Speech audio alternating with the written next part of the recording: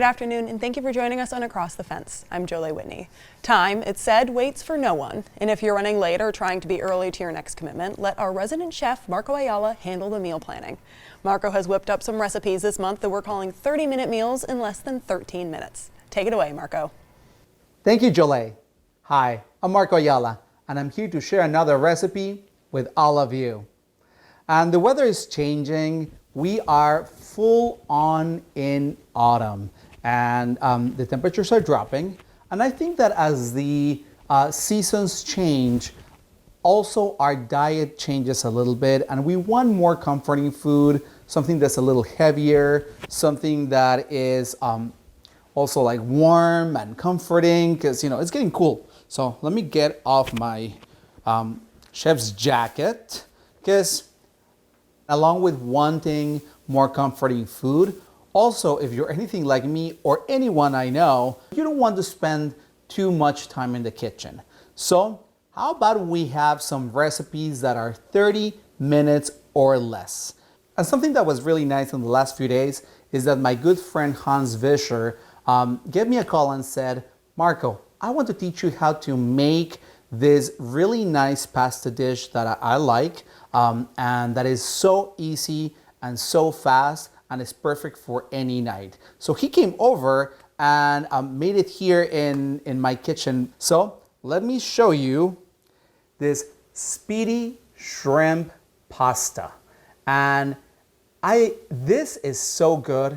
It was so easy to make. The flavor is all there. So let me tell you how Hans puts this together.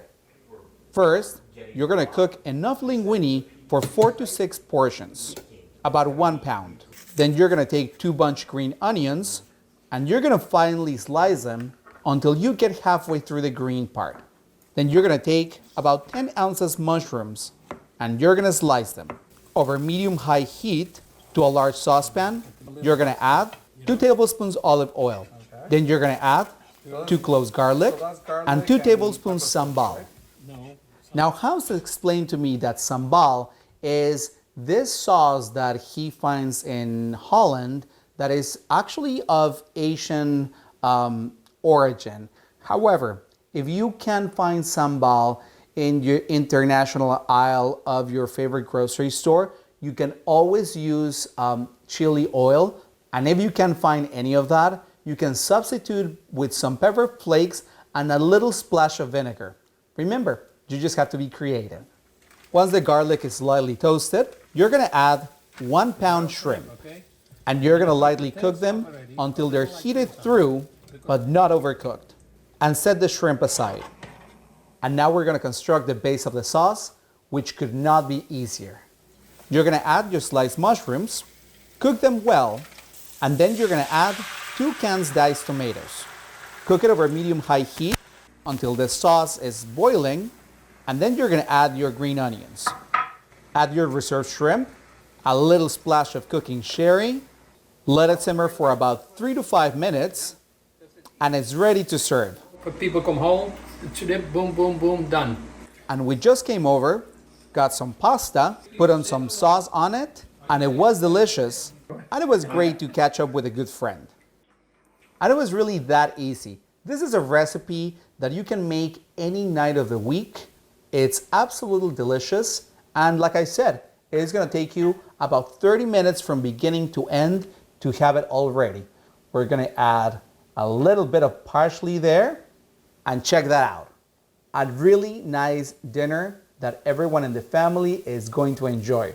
So thank you, Hans, for sharing this recipe with all of us here at Across the Fence. So now let's move on to another recipe. And something that I like is visiting my local farm stand. And once I was there, I found some pearl onions, and that inspired me to make coq au vin. Coq au vin is that French recipe that legendary TV chef Julia Child made popular here in the US. And to make this recipe takes over 24 hours because it requires you to marinate the chicken overnight. And as much as I like it, who's got that kind of time on any day of the week. So I decided to make a short version of coq au vin, and check that out. There are a lot of shortcuts here that are going to make this, really nice recipe in 30 minutes or less. So let me tell you how to put it together. First, you're gonna take about 8 ounces pearl onions. You're gonna cut the ends and remove the outer layer. Next, you're gonna take a rotisserie chicken and you're gonna cut it into pieces. Then you're gonna take about 8 ounces mushrooms and you're gonna slice them. In this case, I got pre-sliced mushrooms. And that is part of the secret of how to make this coq au vin so easy. You're taking a rotisserie chicken. Also, if you don't have the time to take the pearl onions and cut them and peel them, you can always use frozen pearl onions. As I always say, if you can find any shortcut to make this faster and easier, take it. Then, to a large saucepan over medium-high heat, you're gonna add 5 slices thick-cut bacon, and you're gonna cook it well until it's crispy. Remove the bacon, set it aside, and then you're gonna add your pearl onions. Season with salt and pepper, add your mushrooms, and cook them until they're nice and brown. Then you're gonna add 2 tablespoons tomato paste and 1.5 tablespoons all-purpose flour. Then you're gonna add 1 can chicken broth, and the star of our recipe, 1 cup red wine. Mix it well and cook it until it starts boiling and the sauce starts thickening. How easy is that to make the sauce for our coq au vin? But that's not it. So let's add some spices. Then you're gonna add about 2 to 3 fresh thyme sprigs or a couple pinches dry thyme and 1 tablespoon sugar. Then you're gonna add your chicken pieces, crumble over it the bacon that you previously cooked, and let it simmer until the chicken is hot. And that was it. It was really that easy. And you get this chicken that, look at this. It looks so good. It's so nice and tender. So you can see how the sauce really seeped into it and is ready to serve. Doesn't this look amazing? So I really hope you give this a try. It's really going to become my next go-to recipe, because now you can have coq au vin any day of the week, any time of the year. So now that we have 2 main dishes that are easy and fast to make, well, we also need a dessert, because, well, in this recipe show, we love dessert. We all know that.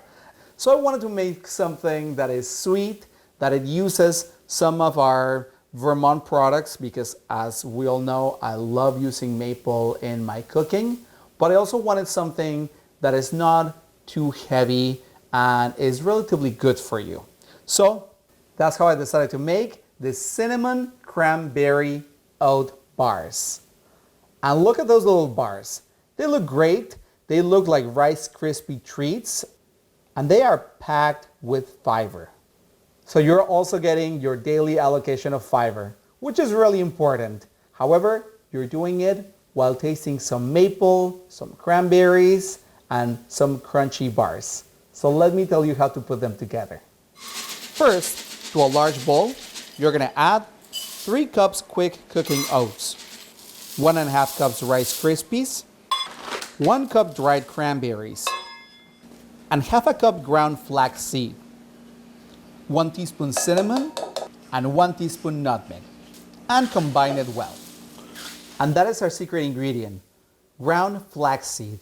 And you may be thinking, well, why do I want to add flaxseed to my dessert? Flaxseed is considered a superfood because it's packed with nutrients and it has a lot of really good benefits to you, such as it helps with the health of your heart. It also is a dietary fiber, so it's also can assist you with weight loss.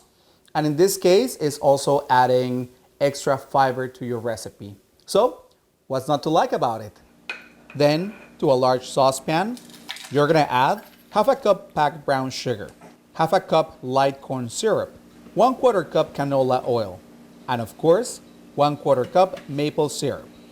Cook and stir over medium heat Then you're going to remove it from the heat, add another dash of maple syrup, 1 teaspoon vanilla extract, and 1/4 teaspoon salt. Then, to your maple syrup mixture, you're going to add your quick cooking oat mixture. Carefully fold it well until all of the oats are well coated. Then you're going to grease a 9 by 13 inch pan, add your oat mixture, pack it well, and let it cool completely. When your bars are cooled, you're going to turn them onto a chopping board and you're going to cut them into bars. So there you have it. This is a dessert that is easy to make. You can put it together in less than 30 minutes, and most importantly, is much better for you than a Rice Krispie treat bar with tons of marshmallow. We have the quick cooking oats, and we have the flaxseed, which is heart healthy.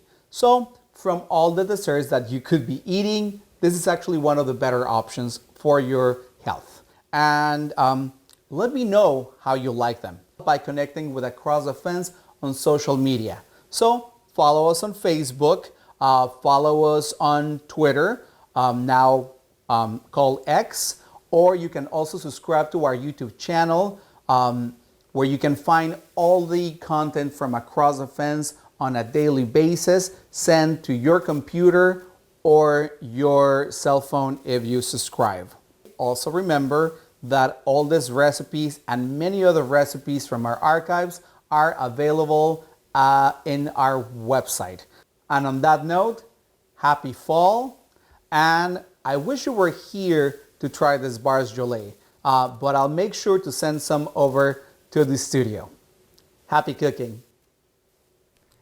Thank you, Marco. Before we say goodbye, there's one more point I want to hit. Marco was recently featured on the Cardinal Points, the student-run independent voice of Plattsburgh State University College. To read about what Marco's up to when he's not in the kitchen, visit cardinalpointsonline.com and search Marco. The article is accompanied by some behind-the-scenes looks at how Marco creates his segments for us. Speaking of behind the scenes, I want to thank our dedicated crew here at WCAX who makes our visits across the fence possible. I'm Jolie Whitney. Have a good one.